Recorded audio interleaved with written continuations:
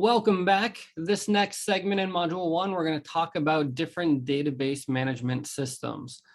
So the one that JC Consulting was using was Microsoft Access. And this is a very good, small database management system. It's not used for like really large enterprise databases and things like that, but for small companies or for personal use, it's a great application, very intuitive, very easy to use, very visual and user friendly.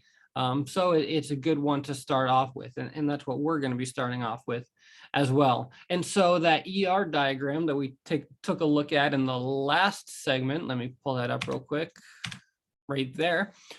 So that is essentially a screenshot from Microsoft Access. That's what it's going to look like when you create a database and create your different tables and then create the relationship between those tables.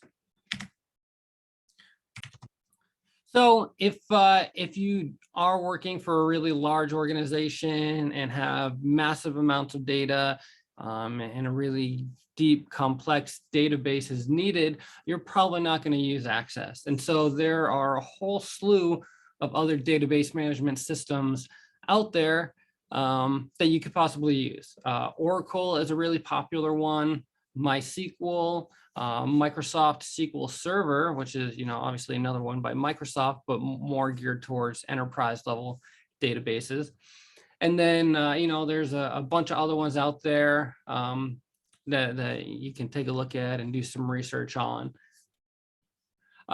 So this class in particular, you're going to see data sets for each module, and you're going to see data sets for Microsoft Access.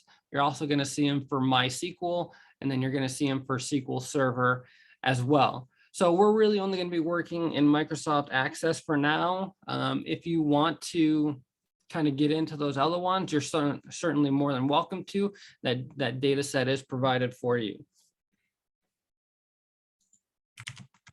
So if you're working for a company or an organization that kind of builds their own applications and does their own coding and things like that, you may come across what we call a software stack, which is just, essentially a collection of applications and programming languages and things like that, and tools that are needed to build out those applications and integrate a database into them. So, there'll be different programming languages depending upon what the company is using and things like that.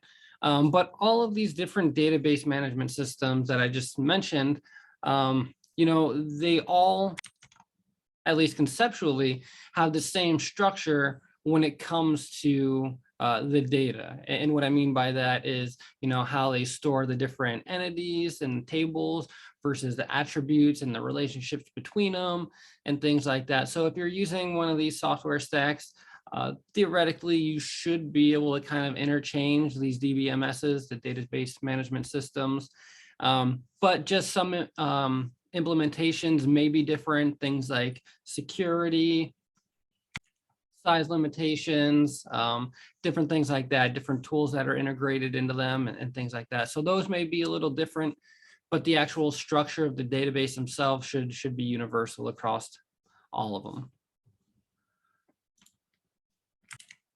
So when a database is first created, it kind of goes through this design phase, and the design phase is really just that, kind of like the design or the layout of the different entities and the different tables and their attributes and how they're related to each other. So you're just basically creating the tables, you're creating the relationships, things like that. You're not really putting in the specific data. You're not putting in the records, right? After it's been created, after that design phase, then, usually what gets developed are different forms. And so you're going to see this in Access quite a bit, right? But you're going to have forms for entering in data for those databases. You're going to have forms for retrieving data. You're going to have different forms that can do different things, like provide different views of the data. Maybe you need to change or edit some of the data. You'll have different forms. You'll create different forms that can do all of those things. But that structure of the database, kind of behind the scenes, the relationship between all the tables and things like that, that already exists. and the forms will not affect that. So that's kind of the main benefit to using forms. Also, the other main benefit is that, it's just like a form that you would fill out on a web page or something like that. It doesn't really require any knowledge of programming or the SQL language or anything like that.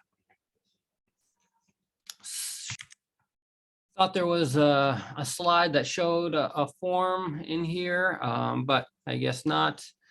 But you'll see it in the curriculum when you go through the reading. You'll certainly see it when you get into Access, and it'll walk you through using some forms and things like that. And so, there are tasks built within Cengage MindTap, kind of what we're using for the curriculum. There will be tasks that will walk you through doing different things in Access and things like that. And then it will provide you with the opportunity to try them on your own and things like that. So you'll get to be really familiar with Access and how to use it and things like that. So like I said, Access is a really good database for, small companies, small organizations, or just for personal use and messing around and things like that. So, all right, so that wraps up this segment. I hope this has been beneficial, and we'll see you in the next one.